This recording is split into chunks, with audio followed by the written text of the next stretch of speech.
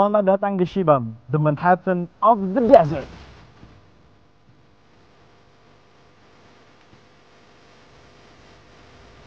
Di dalam sumur Barhut terdapat jiwa-jiwa orang yang kafir. Dan sumur ini dijuluki sebagai sumur neraka.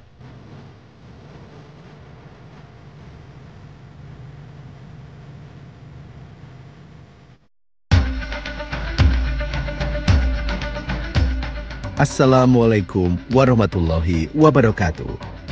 Saudaraku, semakin jauh menjelajahi negeri Yaman, semakin saya dibuat tercengang dengan banyaknya keberkahan di tempat ini. Tak salah, julukan tanah para waliullah, tanah para ulama besar, hingga kampungnya Zuriyah Rasul.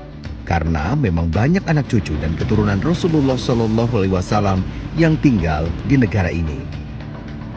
Saat ini, saya berada di salah satu provinsinya, yang terkenal dengan julukan negerinya para pengembara, ya, Hadramaut.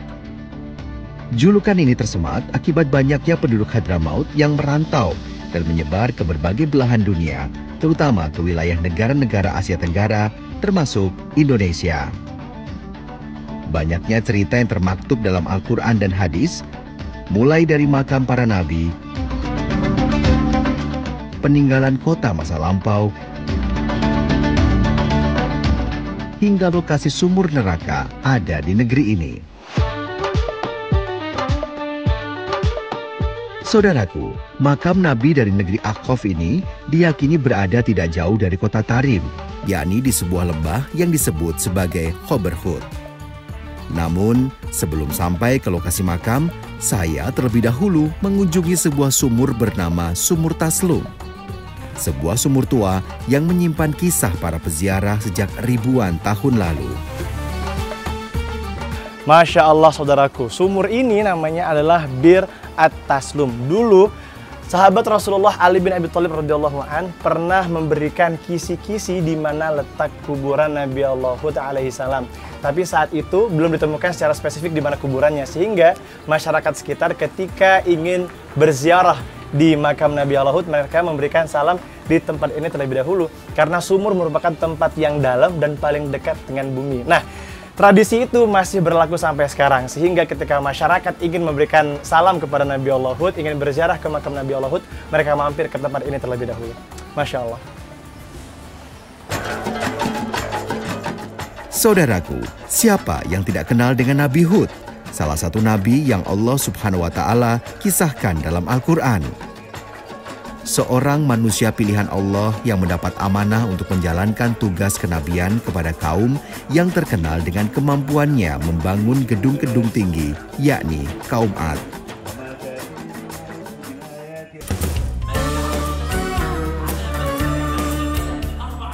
Membaca sholawat dan kisah-kisah kaum solihin, para peziarah disunahkan mengucap salam dan doa kepada Nabi Hud alaihissalam.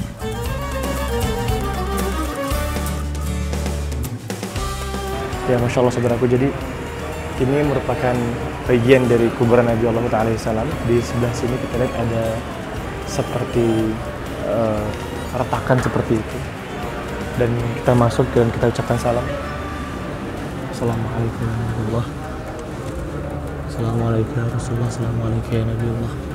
Ya Masya Allah, ini merupakan bagian dari kepala, ya, kepalanya Nabi Allah SAW. Di belakang masih ada lagi yang merupakan bagian badan dan kakinya. Insya Allah kita akan ke sana. Saudaraku, di tengah prosesi ziarah ada sebuah batu raksasa yang mencuri perhatian saya.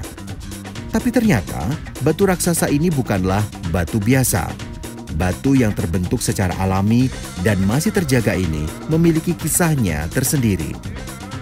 Nakoh atau batu besar, menurut masyarakat Tarim adalah peninggalan Nabi Soleh, yakni Nabi yang diutus kepada kaum Samud yang dikenal dengan kisah unta betina. Saat itu, kaum Samud menantang Nabi Soleh untuk menunjukkan mukjizat. Maka Allah Subhanahu wa Ta'ala mengirimkan unta betina yang lahir dari batu sebagai tanda kekuasaannya. Dan batu inilah yang dipercaya melahirkan unta betina itu. Hal ini Allah Subhanahu wa Ta'ala kisahkan di dalam Al-Quran pada surat Al-Isra ayat 59.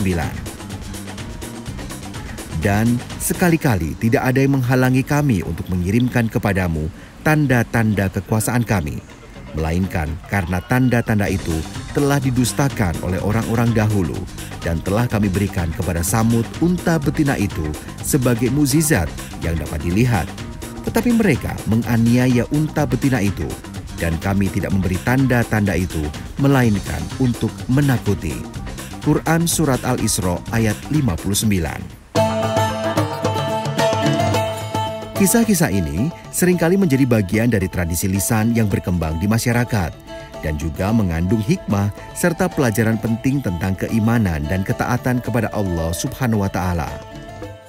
Ya, saudaraku, Masya Allah, tadi kita berada di dalam makam Nabi Allah Hud dan ini masih bagian dari makam Nabi Allah Hud alaihissalam. Dan Masya Allah, menurut beberapa sumber ini merupakan bagian kaki, dan yang tadi kita di awal itu merupakan bagian dari kepalanya.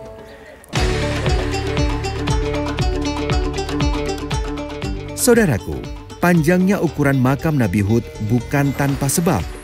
Dalam berbagai sumber, kaum Ad yang merupakan kaumnya Nabi Hud memang diyakini memiliki tubuh kuat dan tinggi besar dan berusia hingga ratusan tahun.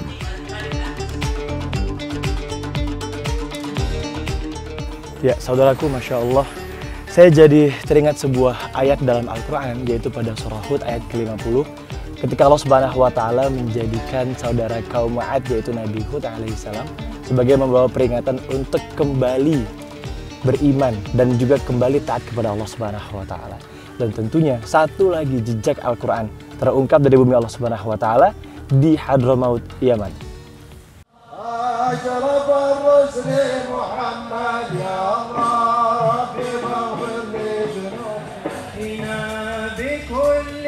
Terletak sekitar 70 km di timur kota Tarim, lokasi makam Nabi Hud alaihissalam berada di area perbukitan yang cukup terpencil. Dahulu, lembah di antara perbukitan berbatu ini merupakan kota mati yang tak banyak ditinggali manusia. Namun, sejak kegiatan ziarah diadakan di lokasi makam Nabi Hud, berbagai kafilah mulai datang dan membuat penginapan-penginapan di sekitar area makam. Area ini mengingatkan saya pada sebuah ayat yang mengisahkan perjalanan Nabi Hud di akhir hayatnya. Allah berfirman, "Maka kami selamatkan Hud beserta orang-orang yang bersamanya dengan rahmat yang besar dari kami. Dan kami tumpas orang-orang yang mendustakan ayat-ayat kami. Dan tiadalah mereka orang-orang yang beriman." Quran Surat Al-A'raf ayat 72.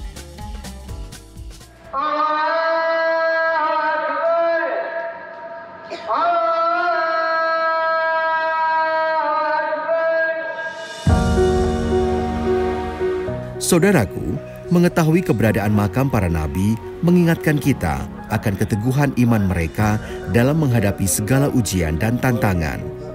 Ziarah ke makam juga merupakan bentuk penghormatan atas perjuangan dan pengorbanan mereka dalam menyampaikan risalah Allah Subhanahu wa Ta'ala.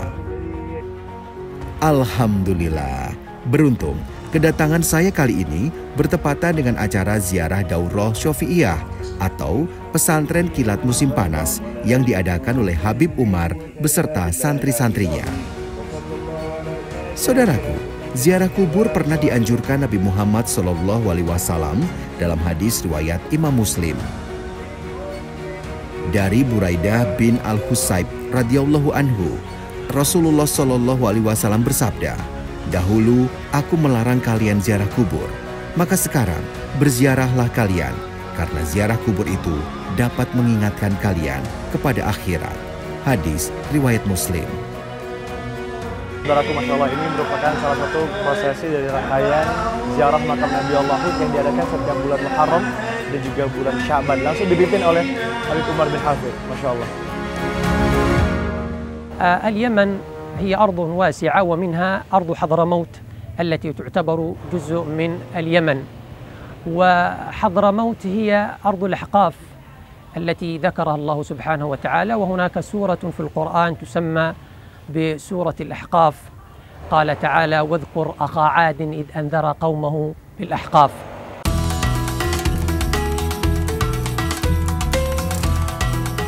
Saudaraku, Selain makam Nabi Hud alaihi salam, ternyata di Hadramaut Yaman juga terdapat salah satu makam Nabi lain yang mungkin kurang akrab di telinga kita. Meski kisahnya sangat erat dengan perjuangan dakwah. Ya, ia adalah Nabi Hanzallah bin Safwan. Beberapa riwayat menjelaskan Nabi Hanzallah diutus kepada kaum Ras, sebuah kaum dari keturunan Bani Israel yang bertempat tinggal di daerah Damak, Hadramaut. Keberadaan kaum ini pernah disebut oleh Allah Subhanahu wa Ta'ala dalam surat Qaf.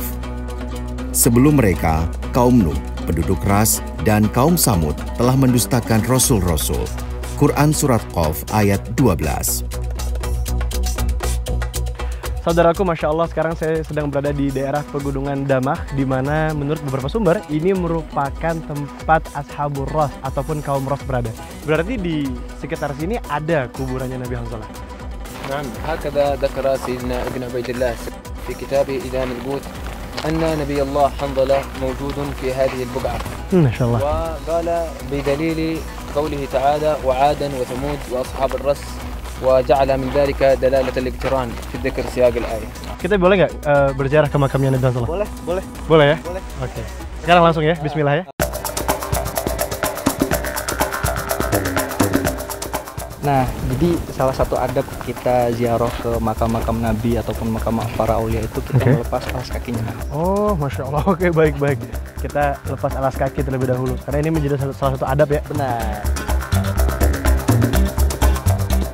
Assalamualaikum ya Nabi Allah. Assalamualaikum ala Sayyidina Muhammad bin Abdullah.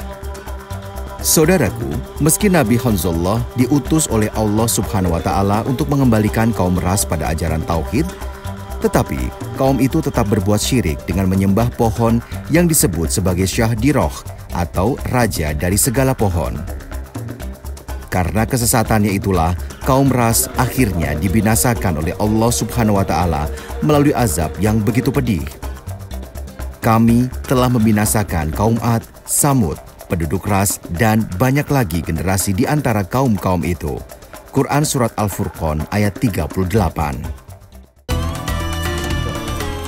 Berarti ini kuburan dari Nabi Allah Hanzallah dan panjang banget. Benar, panjang. Kira-kira berapa meter? Untuk lebih tepatnya kita coba ukur langsung pakai meteran aja, Mas. Oke, bismillah, boleh.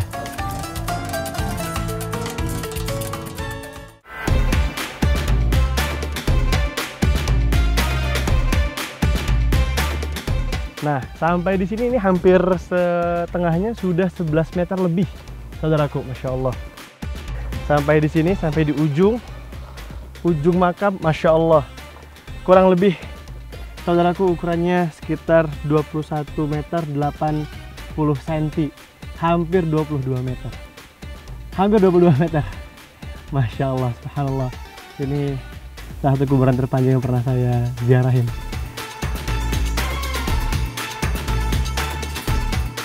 Saudaraku, menurut beberapa sumber, makam yang di samping dari makam Nabi Hanzalah ini adalah makam dari anaknya. Dan juga ada yang mengatakan ini merupakan makam dari istri dari Nabi Hanzalah.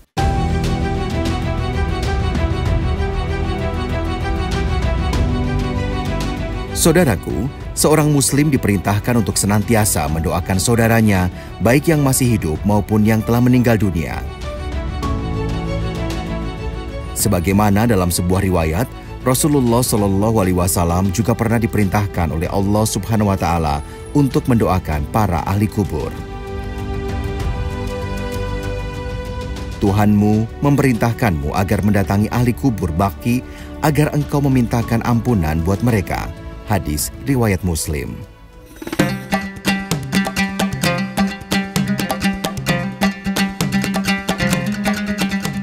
Saudaraku, selain menyimpan rahasia dari kisah makam para nabi, Hadramaut ternyata juga menyimpan misteri dari keberadaan sebuah sumur yang disebut sebagai sumur neraka. Sumur ini dikenal dengan nama Sumur Barhut, sebuah sumur yang mendapat gelar sebagai tempat para setan di penjara.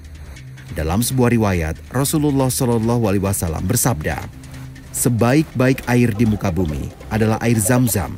Di dalamnya terdapat makanan yang mengenyangkan dan obat yang menyembuhkan. dan seburuk-buruk air di muka bumi adalah air di lembah Barhut. Hadis riwayat Tabrani. Meski keberadaannya masih menjadi misteri, tetapi salah satu lokasi sumur Barhut yang diyakini masyarakat Yaman berada di sebuah perbukitan sekitar 5 km di selatan makam Nabi Hud alaihi salam. Untuk sampai ke lokasi sumur yang jauh dari permukiman warga itu, kami harus menumpang mobil off-road agar dapat melewati gurun sempit dan lembah-lembah berbatu. Rintangan belum usai. Ketika sampai di bukit yang dimaksud, kami masih harus mendaki lagi bukit-bukit berbatu agar dapat sampai ke mulut goa yang berukuran sekitar 30 meter ini. Tidak ada tangga atau jalur khusus yang dibangun untuk para pengunjung.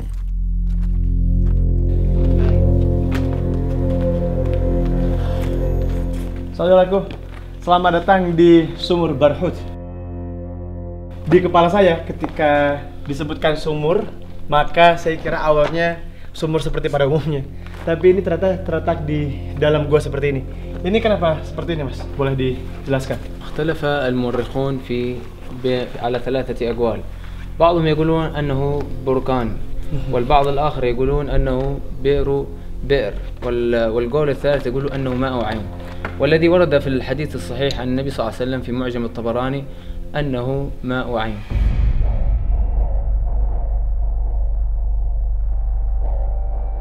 Bagaimana mengenai ini, Mas Syarul? Ada banyak sarang-sarang serangga. Disebutkan di Mu'jam Al-Kabir, Mu'jam Tabarani. Imam Tabarani itu mengatakan, meriwayatkan satu hadis dari sahabat Ibnu Abbas bahwa sebaik-baik air adalah air Zam-Zam. Dan juga tadi disebutkan seburuk-buruknya air adalah dari Sumur Barhut. Oke.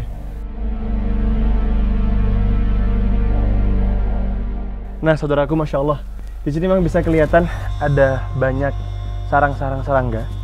Dan juga saya tadi sempat mencium aroma-aroma yang saya susah mendeskripsikannya seperti apa. Ada aroma belerang, seperti belerang juga ada.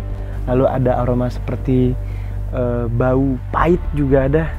Jadi campur aduk, dan Masya Allah ternyata posisinya ada di dalam sebelah sana, yaitu Sumur Barhutnya itu ada di dalam sebelah sana. Saudaraku, tidak banyak masyarakat yang berani mengunjungi sumur ini, sebab selain karena kedalamannya yang bisa mencapai lebih dari 100 meter, sumur ini juga masih menyimpan misteri sebagaimana yang disampaikan oleh Rasulullah SAW. Saudaraku, Rasulullah SAW pernah bersabda dalam hadis riwayat Tirmidzi yang mengatakan bahwa di dalam sumur Barhut terdapat jiwa-jiwa orang yang kafir, dan sumur ini dijuluki sebagai sumur neraka oleh masyarakat setempat karena kemisteriusan dari tempat ini. Wallahu a'lam. Saudaraku, dalam surat Al-Hajj ayat 45, Allah Subhanahu wa Ta'ala berfirman, "Betapa banyak negeri yang telah kami binasakan karena penduduknya dalam keadaan zolim, sehingga bangunan-bangunannya runtuh, dan betapa banyak pula sumur yang ditelantarkan serta istana tinggi yang ditinggalkan." Quran surat Al-Hajj ayat 45. Saudaraku, sumur Barhut masih menjadi misteri yang belum terpecahkan sampai saat ini. Apakah tempat ini merupakan sumur Barhut yang pernah diceritakan oleh Rasulullah SAW dalam hadisnya? Wallahu a'lam. Saudaraku, selepas perjalanan menyusuri sumur Barhut, kami sempat berdiskusi dengan Bayak Mur, salah satu warga lokal yang memandu kami dalam perjalanan ini. Ia memperlihatkan kepada kami beberapa literatur yang menunjukkan bahwa sumur Barhut yang kami kunjungi merupakan yang paling identik dengan ciri-ciri sumur Barhut yang dimaksud oleh Rasulullah SAW dalam hadisnya. Seburuk-buruk air di muka bumi adalah air di lembah Barhut, di sebuah lubang di Hadramaut. Di atasnya terdapat seperti kaki belalang dari binatang-binatang melata. Di pagi hari airnya mengalir deras, dan di sore hari tidak ada air sedikit pun di dalamnya. Hadis riwayat Tabrani. Hal ini sekaligus membantah anggapan banyak orang yang mengira bahwa sumur Barhut yang dimaksud oleh Rasulullah SAW merupakan sebuah lubang besar yang ada di Provinsi Al-Mahra, perbatasan antara negara Yaman dan Oman. Wallahu a'lam bishawab.